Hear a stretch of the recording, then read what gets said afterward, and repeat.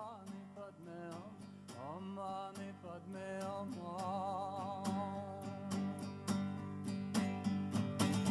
mani padme om mani padme om mani padme om mani padme.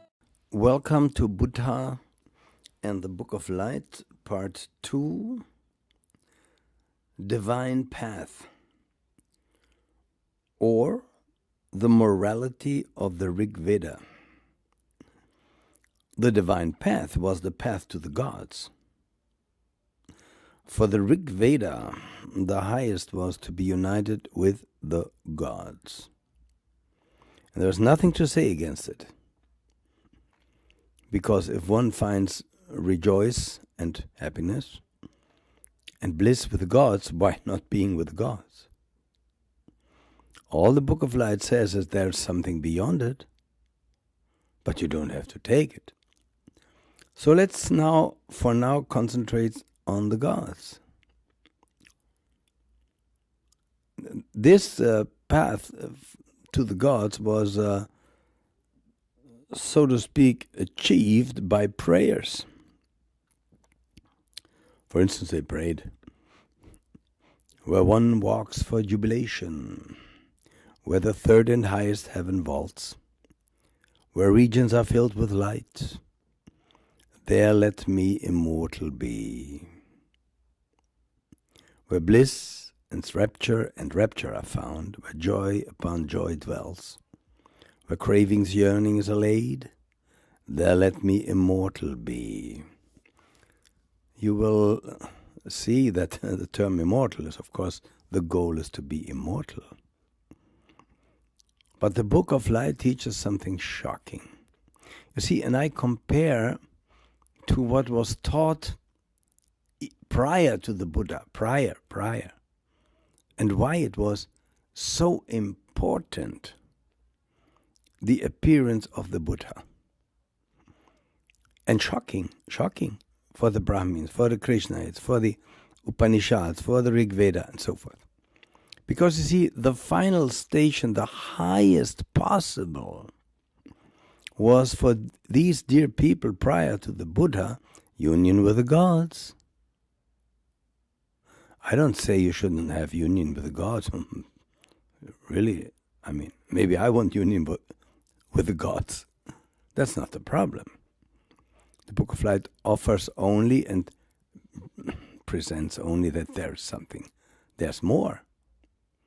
There's a station. You can drive to Frankfurt, but there's one more station if you want to see it, and one more, and one more, and one more. If Frankfurt is your happiness, stay in Frankfurt. So, and furthermore, immortality in those realms is not possible. This is what the Book of Light teaches. It's not possible. And it teaches us an acceptance with the Buddha, as you will see. Of course, in order to come in community with the gods, you have to be kindly disposed. You have to leave behind at your death what is imperfect. You cannot just go there, let's have a drink now, and then let's go to the gods. One for the gods. No, that's not how it works. That's not how it works. So you must be on earth a good man. You must be kind. Try to be kind. Even if it's not, sometimes it's so hard to be kind.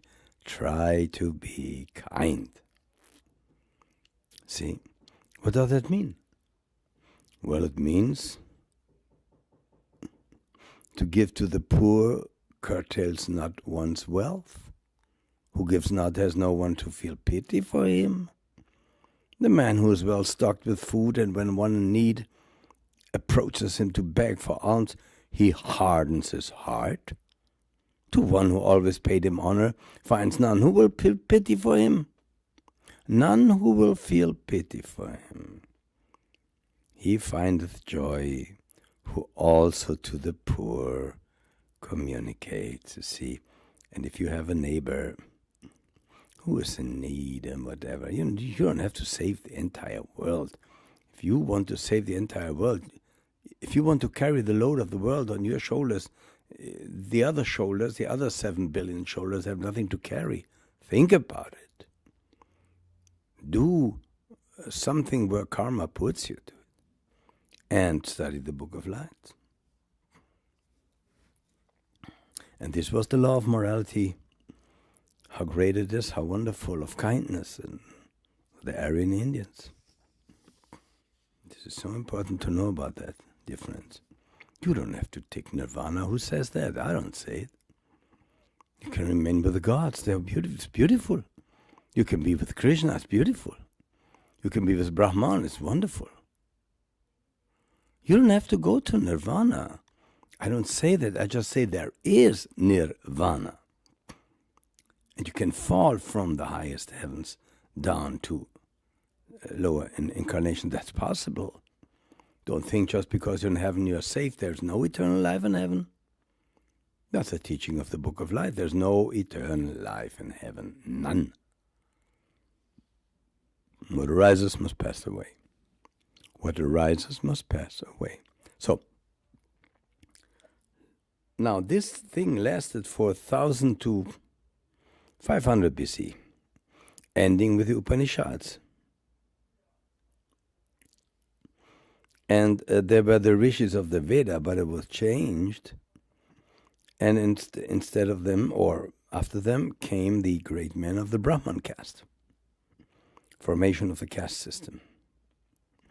They said, we are the successors of the rishis. And all of them dreaded death. All of them didn't want to die. All of them seeked immortality. And they seeked it with the gods. Where it is not. I'm sorry. See the power of the Book of Light? This teaching, dear friends, is maybe for 10 people in the world. For 10 people in the world. It was dictated to me in Los Angeles 30 years ago. It's for 10 people. And I take it with humor. It's okay.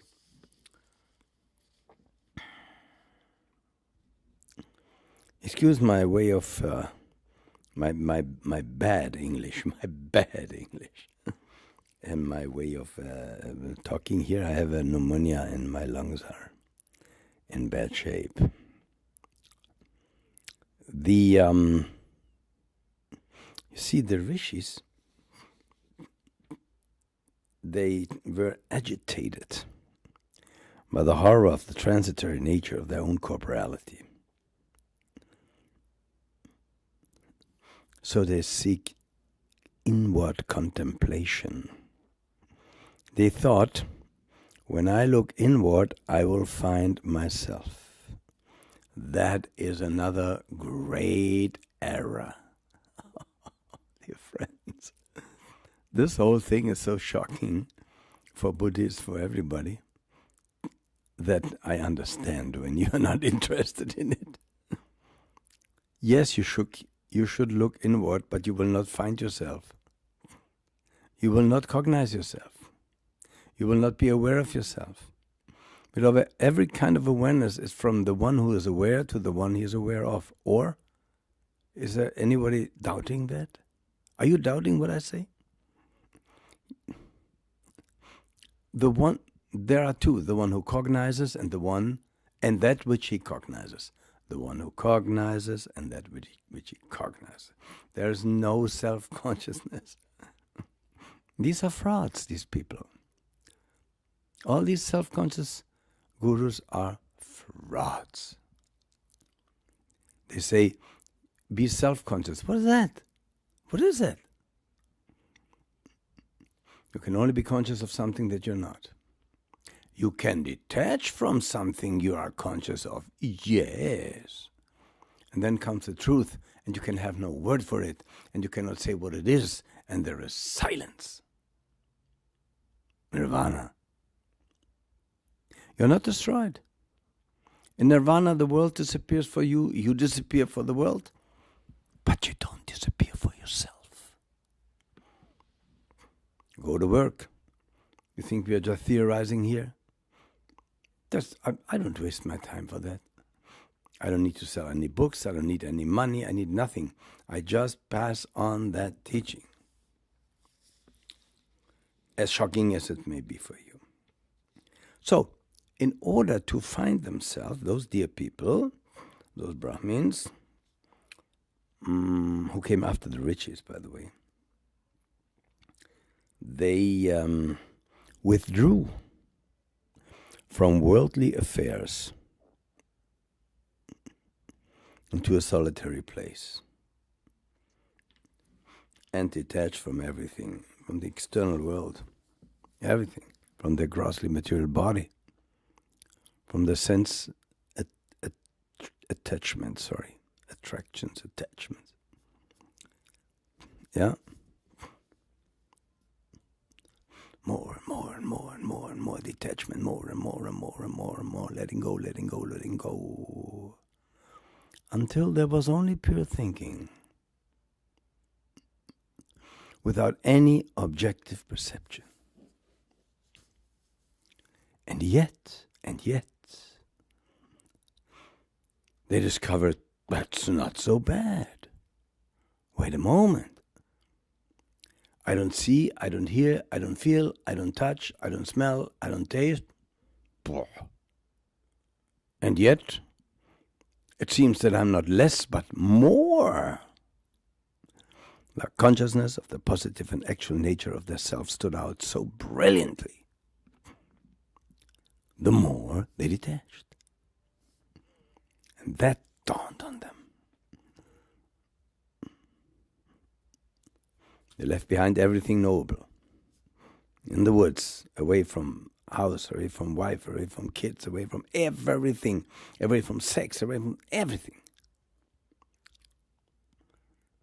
And they said, what is that? They didn't know inwards, they didn't know outwards, they didn't know in both directions, they didn't perceive, they did not perceive, or not perceive, they did not consist of knowledge through and through, invisible, ungraspable, grounded only. They were in the certainty, I'm still there. And the rest of the world thinks it is the body. The rest of the world thinks it is the astral body. The rest of the world thinks that I am a somebody who tastes, touches, smells, feels. And they said, they thought at that moment, this is the self. Finally, I know it. God, why did I waste my time so long with house and family and lust and pleasure and desire and food and drink and all that all that stuff. The summit of Brahmanic wisdom was reached. They thought that is the highest possible state to be realized. Just for now, of course, that's not true. The Book of Light teaches there's more. See? The power. And the Book of Light proves it. And the Buddha proves it too. Because they said, my I or myself, rid of transient, sorrowful attributes, is now eternal, complete in itself, is full of bliss. They experienced the bliss of the heavenly worlds. And they thought that's it. They thought that's it. And they declared the supreme God superior to all the gods, Prajapati, even to Prajapati, hitherto the highest God. They discovered it in their inner nature, beyond empirical self, as the real and true self.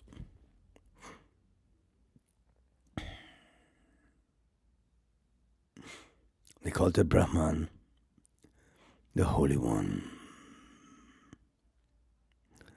And they said this Brahman is identical with my fourth quarter of self.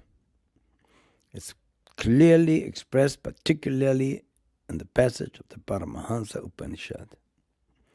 That path of the Paramahansas, of the highest migratory swans, is difficult to find in the world, and not many enter upon it. What is the highest Paramahansa? It is he who no longer asks about cold and heat and pleasure and sorrow and honor and dishonor. Pride and selfishness he leaves behind, and since his own body is regarded by him as carrion, he turns away forever from this decayed body, constantly directs his knowledge to that other thing, takes up his position in it, and knows that it is serene and unchangeable.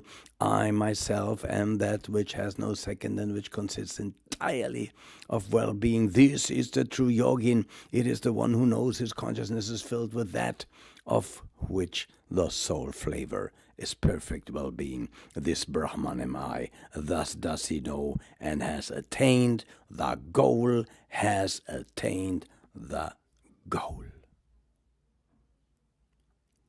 Is that so? Book of Light says no.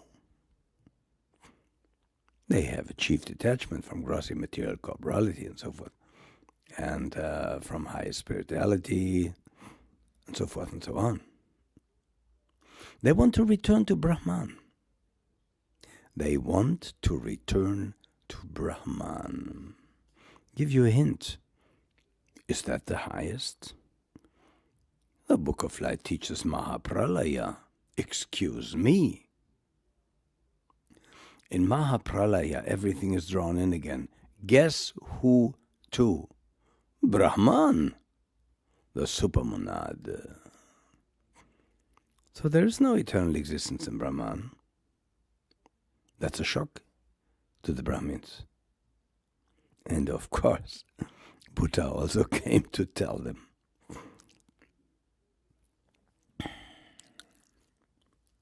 This was this great knowledge that the Brahmins in their scriptures wrote down. And of course the Book of Light teaches there's more, and the Buddha taught there's more. And thus the Buddha became the enemy of those people, unfortunately, until today. But I am just passing on this Book of Light. You do with it what you want.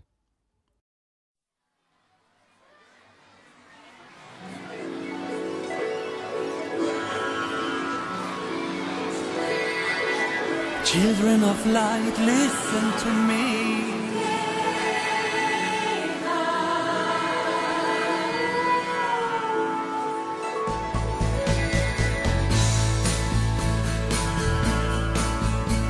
They're coming from everywhere to see the angel of light, and they're holding each other's hand, and they wait until the night.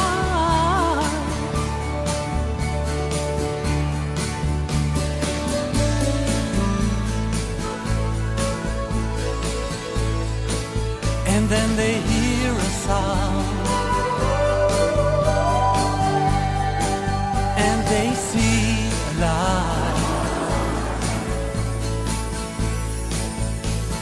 Children of light, listen to me.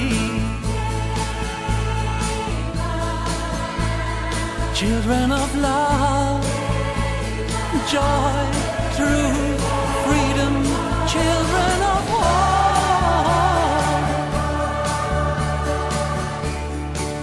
for a new world, for a new world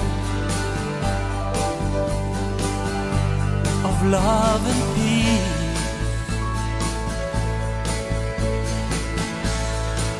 Can you feel it?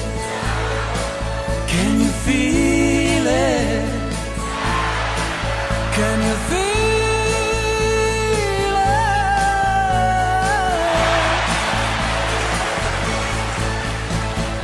Coming from a distant chain, I am your angel of light, and I bring a message of love and the peace to all mankind.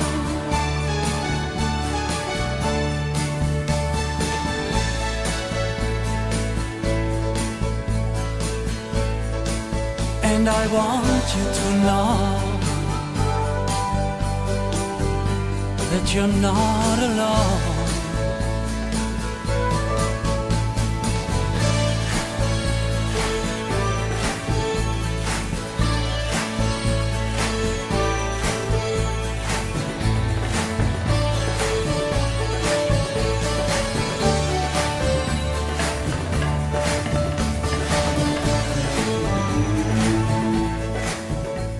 This is my message. Love each other. Forgive.